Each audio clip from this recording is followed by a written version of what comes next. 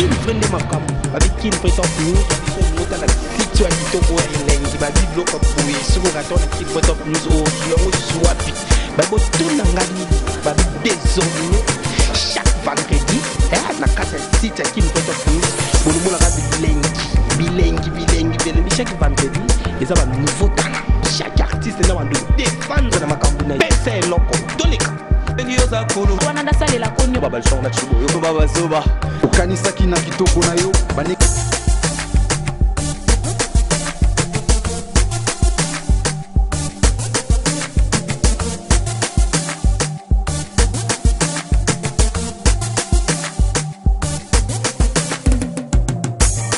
te balandi qui une fois top news et ne te sais binora que mission au babi que notre liste moko ba te belé babi site ça oui ça oui zalate babi qui une fois top news babi makambu ya boye jamais zala lelo invité na biso zanani babi ka c'est toujours à tozaka toujours na surprise babi le to mba meta mebor on senti que meta mebor azali nani artiste musicien boyo kaira na système PC loco tout soit loco. Ouais, bonjour Meta. Bonjour Dani. Ouais, on s'est présenté qui une fois top news d'ailleurs. Ouais, nga Meta Mebor, la victorieuse et Ngambe Okosa Simoja. Donc voilà. Artiste et chanteuse. Net ba maman Msutora ba Embara ba maman Biliabel ba maman Chalamana. Donc moi aussi je suis l'artiste et chanteuse Meta Mebor. Voilà. Ouais, boyo qui Meta Mebor, babi Meta Mebor toujours artiste et chanteur. Oui. Bah voyez maman Milabel eza anakati mais pour te découvrir on te redécouvrir on a ndenge nini boyo kaka yemoko système kaka PC loko tozwa kaka eloko voilà biso mingi kolobana biso saka koyemba kolobana biso nde koyemba ce que ozoyemba ndi sala moi plaisir oki ko nayo kinzambe motindo ya pasi banyokolio yaka pimbini na jalisi wayo ya motema tovandi bomwana tomisini ngara ya dunia tovandi bomwana kimoni ngara miso ya mama waneza Nairobi ya maman Biliabel que je salue aussi maman moro bien maman sociale on appelle si mbote donc voilà boyo ki ka ninga yebia ngai kutuna komoni ngande kuna tikali kidiba papa na bulema toza na maman Milabel na kati maison ngo maman Bilabel te bon meta wana okendeli voix ya maman parce que toza besoin to yebande siko yo qui meta na avant to kendena ba wana déjà oui avant d'abord na yemba je non yeb ça va fan nanga Meta Mebor fait la musique ça la musique donc je suis là na rumba je suis là na R&B je suis là partout Luka Meta Mebor ozwanga donc ici il y a un des morceaux dans liboso qui veut dire hey pitié donc yokelanga mawa c'est malembe simbanga malembe simbanga malembe c'est ça le refrain de ICI. Today je vous amène la nouvelle ambiance. On va faire la fête jusqu'à fatiguer. Les lieux c'est Kinshasa, y a pas d'invitation. La danse qui immortalise Papa Wemba Wenge Musica. Pour ta position, tiens-toi prêt pour l'exhibition. Les DJ lancent les comptes à rebours. 1, 2, 3, go! A qui disait la Yamata, Amada Gadi, et Tata Killa, mon grosso Killa, mon grosso Killa. Voilà pour qui Meta Mebor au bino so ngabo découvrir on est en wana ndambu na to komina la katikati pour découvrir les Meta Mebor lelo yo oza artiste ko ya na monde wana banoy déjà kotala dia ba batumo boye pour pas se posa ya ko yoka musique wana mais ming ayo ndo tala artiste ni bando se planer makasi na musique na biso na premièrement d'abord na fan ya bonne musique donc batunios tout basala bonne musique ba Papa Wemba ba inspirangai ba emene ya mais beaucoup plus na côté ya basi eza maman Tchala Mwana, maman Biliabel, ya Nathalie Makoma, Barbara Kanam, donc bapesanga force moko boye. Je me suis dit elo naza nango na kati, donc bongai o eza na kati na ngai, faut pas na bombango pour moi seul, donc je dois exploiter, je dois mutunyo stu na kosala ngo pour que mutunyo stu amona ngo, et ça visible quoi. C'était ça, na yo kay force nango, surtout jour na talaka maman Biliabel azo bina. Non, c'est que moi aussi je dois faire plus. Donc c'est un peu ça, yango na s'inspirant na bango quoi.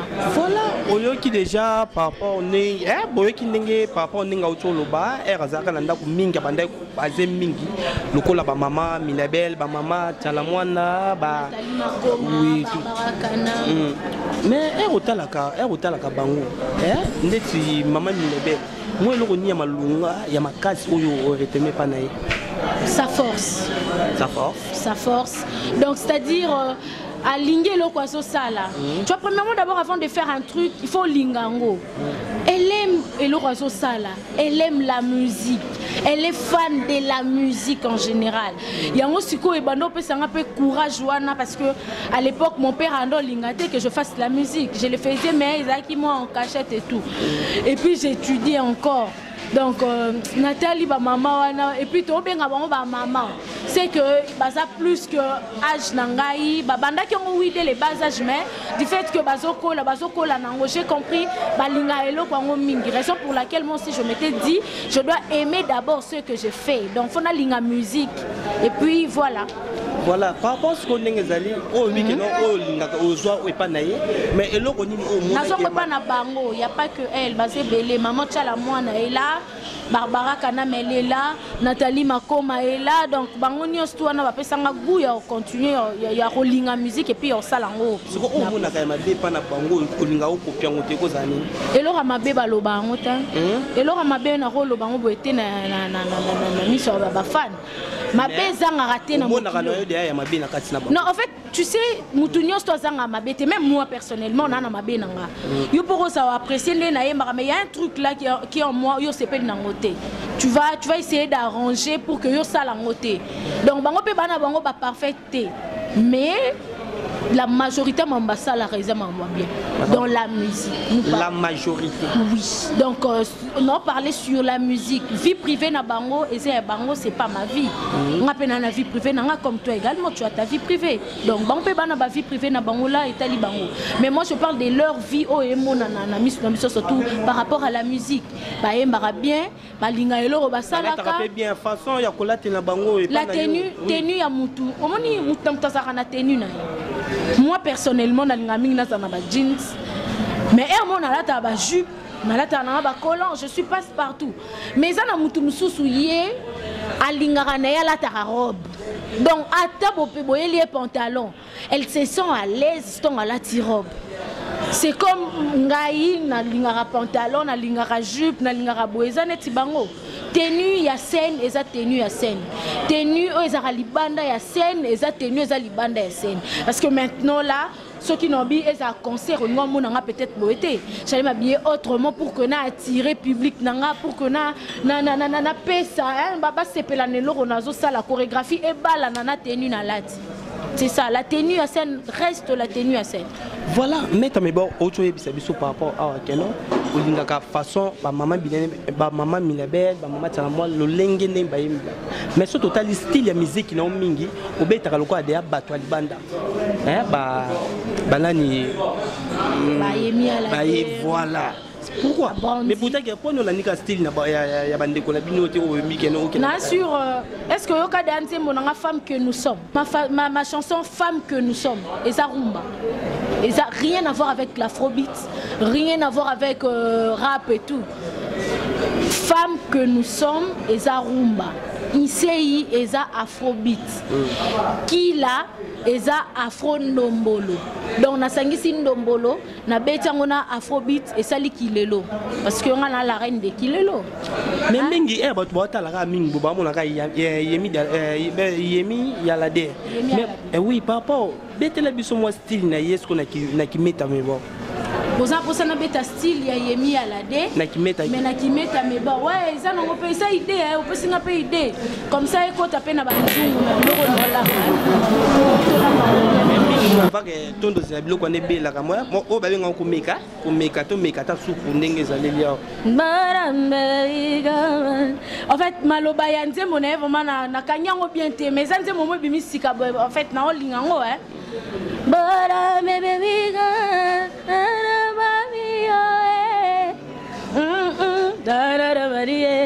en fait, c'est ça, hein? Elle m'inspire aussi cette dame. Elle chante bien. Oh, yo zo le cadre na bekran wana titolo isei. Mais so tali place moko bolie, ngandi mete kezayo. Baby, je sais que je te préfère. La télé. Chana c'est baby, sala ozonga. Mon cœur te pleure. Baby, olingi na yemba, to yolingi na binao, na beta maboko. Naganga makasi omoto telake nga uko botema bosalawe. Voilà, boyegi non meta mais bon, vous comprenez que meta mais bon azali nani, azali artiste musicien congolaise. Eh oboza besoin meta.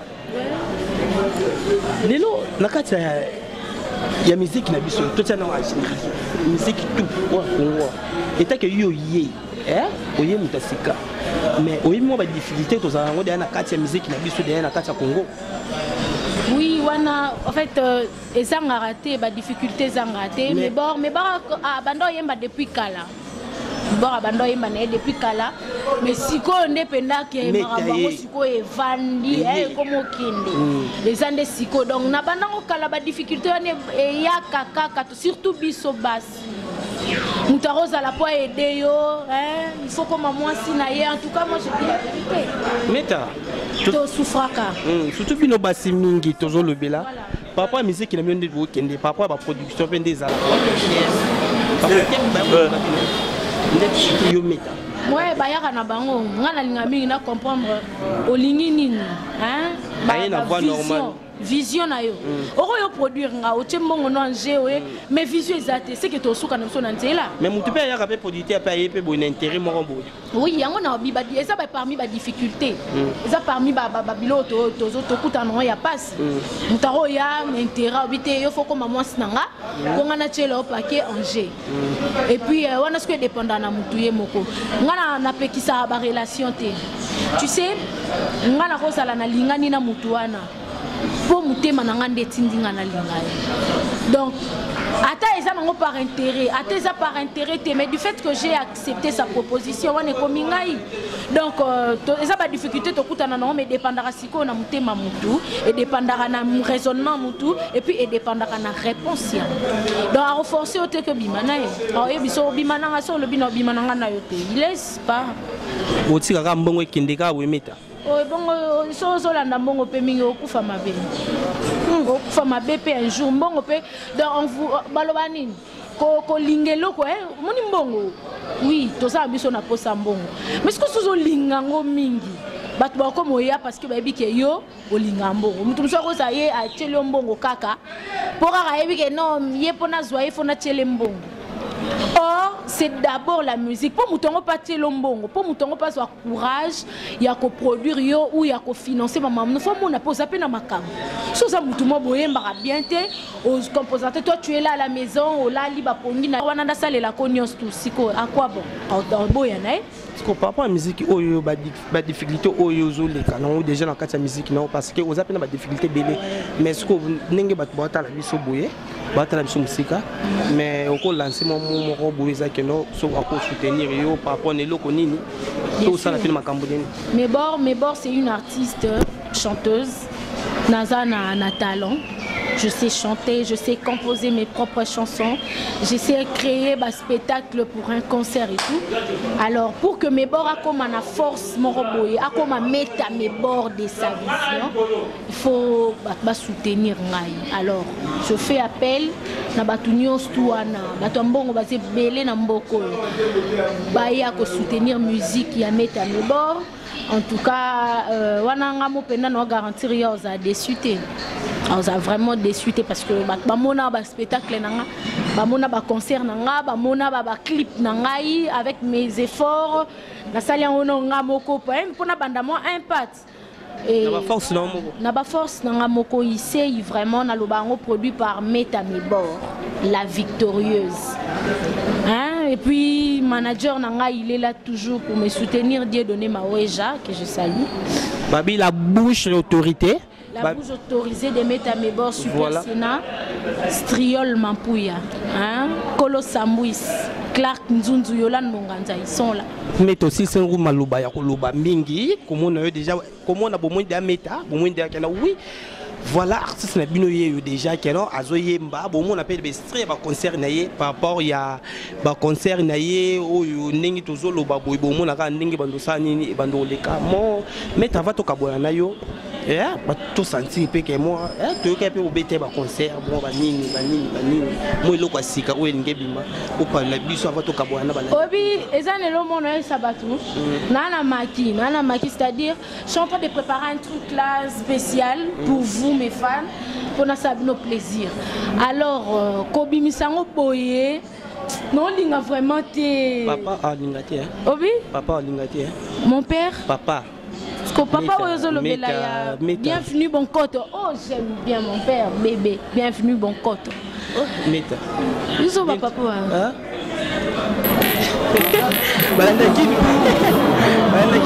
bienvenue bon côte, c'est mon père, je l'aime beaucoup. Nalela papa Langawa.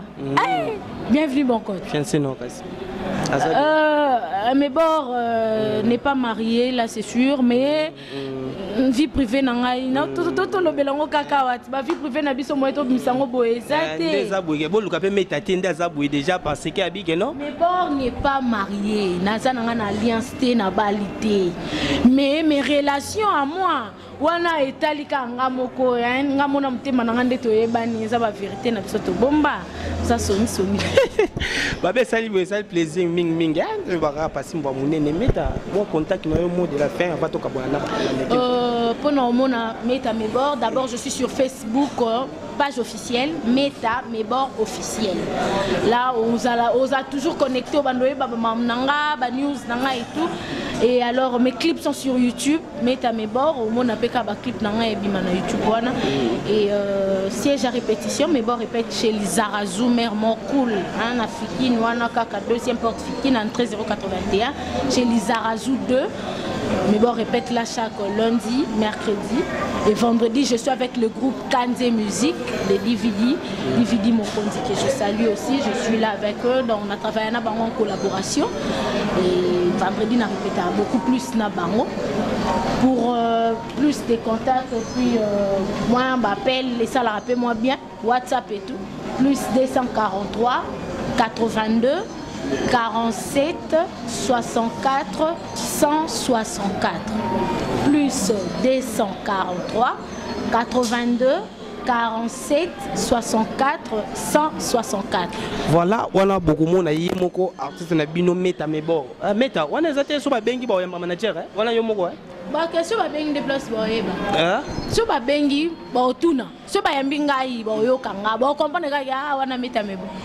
Voilà, babi ke boyo kana voix avant boso loba allo bébé allo chéri babi ke Meta Mebor abali na nte comprendre azo sala ka musala na ye oyo amesana ko sala na bala na sa moisi ba aza déjà na makanisi wana mais wana eza vie privée na boya loba on écran ataka écran ya basongi songi voilà dans ma caméra za Steve lui mutasimba ba image aboye o babi ke no garçon moko wa loba na été mais aramatumboli makase voilà mingi ben masala golf mbala babi ke ve obi ka biloko anu la qualité ve sikoyo vena ngai toleli babi ke mère Girène babi ke mère Apoto babi wa maman nzambe mala bongo nyonso babi ka système to pesa ka eloko to zwa kanini bozongisa bye bye